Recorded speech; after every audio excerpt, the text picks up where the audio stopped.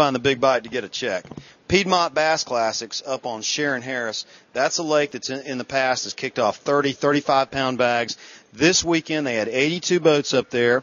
Dan Glasso and Philip Eakes won it with 28.45, worth $1,375. The big fish was 10.23. You know that right there, that's just a good bag and a good big fish. There's nothing else you can say about that one. Yeah, when you got a 10-pounder sitting out there, that's pretty exciting. We were up at the Anglers Choice Marine Team Trail on Smith Mountain Lake. They had 191 boats. The winning weight was 18.43. Tim Thurman and Ken Lacey won it on 5 fish. They won $3,000. Justin, they had 2 big fish prizes up there this Saturday.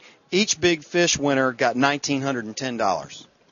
Those guys need to make it down this way. I mean, you got a boat draw like that, over 190 boats. That's awesome for a weekend.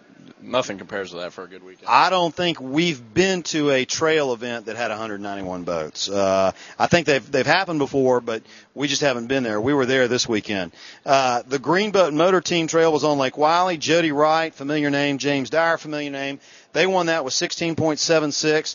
They won $3,414 because of the Stratos 2X program.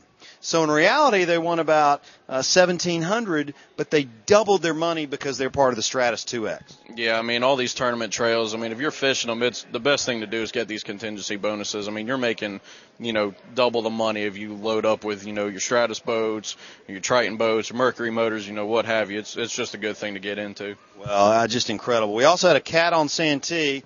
I haven't been able to get in touch with Brett Collins, but I'd be willing to bet you they were chomping.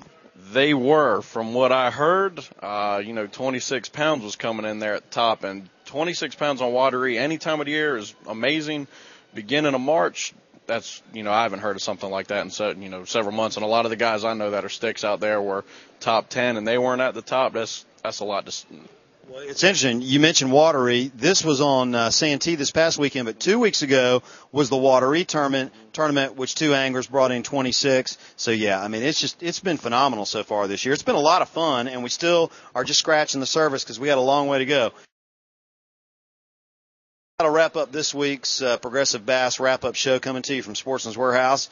Stay with us for another big week next week of tournaments that we'll be covering this weekend. Have a great week.